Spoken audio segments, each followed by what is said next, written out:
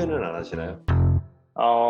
지금은 후회 안 하지만 그때는 조금 후회한 적도 있는 것 같습니다. 중간에 논문을 한 2번 정도 엎어졌던 것 같아요. 진짜 이거를 왜 했을까 이런 생각을 좀 많이 했던 것 같습니다.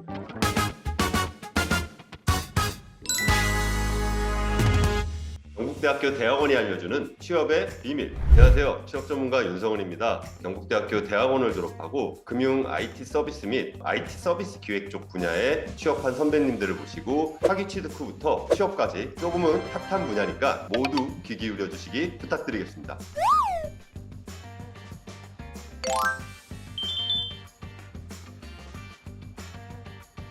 네, 저는 현재 신한은행 마이데이터 유닛에서 근무하고 있고 데이터 사이언스, 데이터 어널리시스 직무로 저희 은행뿐만 아니라 타은행 그리고 카드사, 증권사 같은 다양한 데이터를 수집하고 그 수집한 데이터를 통해 사용자 개인 맞춤 상품 추천 알고리즘이나 아니면 상품 데이터베이스 관리하는 일을 하고 있습니다. 저는 카카오 전사에서 사용하는 그 몽고DB라는 노에스QL 데이터베이스를 DB로서 운영 및 관리하면서 모니터링도 수행하는 동작도 조금 더 빨리 수행될 수 있도록 문제가 없게 정상적으로 동작할 수 있도록 그렇게 운영 및 관리하는 일을 하고 있습니다.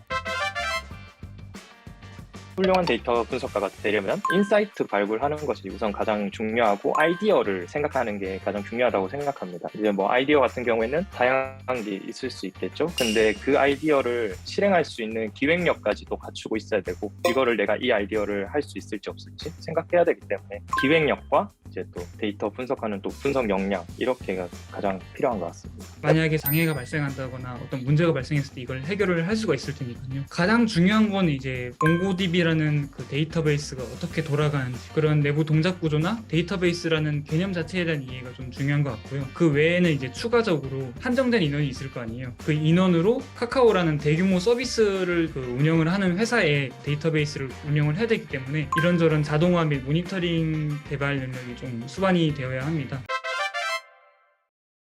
논문을 남들보다는 좀 많이 쓴 것 같은데 2년 동안 12편을 총 썼거든요. 이를 통해서 성실성을 좀 보여드렸고 서류나 면접 때 제가 연구실에서 진행했던 프로젝트를 좀 소개하면서 수행했던 경험과 성과들을 좀 보여주는 식으로 자기 어필을 많이 했습니다. 2가지 프로젝트를 준비했었는데 한 가지 프로젝트는 성과가 좋아서 가지고 있었던 프로젝트고 다른 프로젝트는 뉴스를 요약하는 프로젝트였습니다. 뉴스를 요약하기 위해서는 어떤 것들이 필요하고 데이터베이스는 어디 저장하고 같은 규모도 가장 큰 프로젝트였고요. 제가 A부터 Z까지 모두 해결했던 경험이 있어서 자세하게 답변을 할 수 있을 것 같아서 그렇게 2가지 프로젝트를 준비해서 회사에 어필을 했었던 것 같습니다. 제가 연구를 하면서 진행했던 부분이 시스템 모니터링이었는데 진행을 했을 때 몽고DB라는 데이터베이스에 버그로 인해서 레이턴시가 증가하는 문제가 과거 버전에서 있었는데요. 이렇게 비정상적으로 동작을 하고 있었다 이런 것들을 원인을 밝혀내는 작업들을 이제 논문에서 진행을 했었는데요. 그 부분을 이제 면접 과정에서 얘기를 하다 보니까 아무래도 몽고DB를 하시는 분들이다 보니까 좀 더 관심 있게 들으셨던 것 같고 흥미있게 보지 않으셨을까. 목표를 위해서 뭘 공부해야 되는지 파악하는 역량을 길렀다는 점을 좀 중점적으로 강조를 했던 것 같습니다.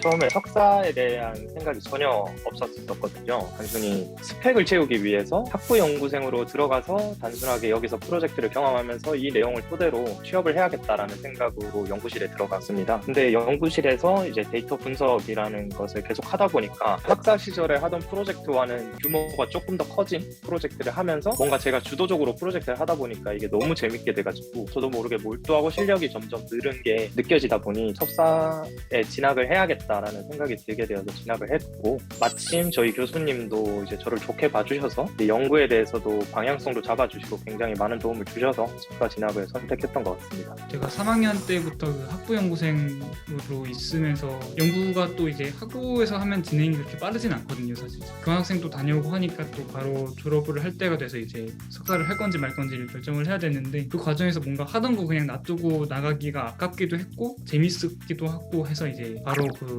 연구실에 석사로 이어서 진학을 하게 되었습니다.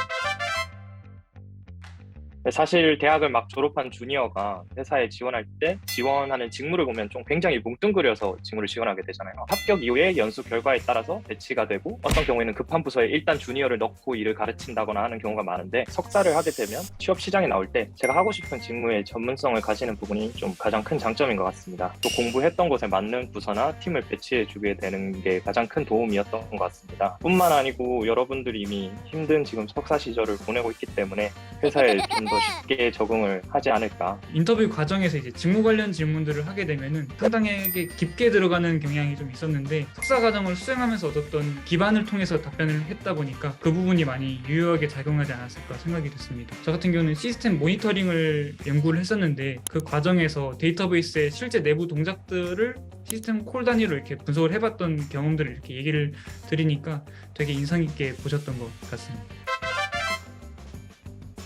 석사 출신이야? 하면서 저에게 닿는 기대감이 조금 있었습니다. 그리고 제가 석사 때 한 일에 대한 직무를 주려고 노력을 했던 것 같습니다. 어떤 일이 하고 싶니? 그러면 너가 여기서 너의 역량을 펼치기 위해서는 어느 팀에 들어가는 게 가장 좋을 것 같니를 물어보셔서 직무의 전문성을 가질 수 있다는 점이 이제 가장 큰 장점인 것 같습니다. 학부 졸업을 하게 된다면 아무래도 이렇게 어떤 하나의 직무에 대해서 전문성을 가지기 어려운데 석사는 그런 직무 전문성을 가지게 돼서 가장 좋은 것 같고, 이제 취직할 때 프로젝트 경험과 이제 논문 경험 같은 것이 있는 게 아무래도 학부 시절에서 제가 취업을 준비할 때보다 좀 더 자소서 통과율도 높고 얘기할 거리가 많아지는 것도 장점인 것 같고, 결국에는 회사에 입사를 하면은 새로 배워야 하는 게 엄청 많다는 사실은 아마 거의 다 똑같을 거라고 저는 생각을 하거든요. 근데 석사 과정 중에 뭐 고생한 경험들이나 모르는 걸 어떻게 뭐 알아내는지 인수인계를 다 해주시고 하겠지만 그 안에서도 뭐가 뭔지도 잘 모르겠을 때 그걸 스트레스 없이 바로 적응을 해나갈 수 있다는 점이 석사 과정 중에 얻었던 어떤 차이점이 되지 않을까 생각을 합니다.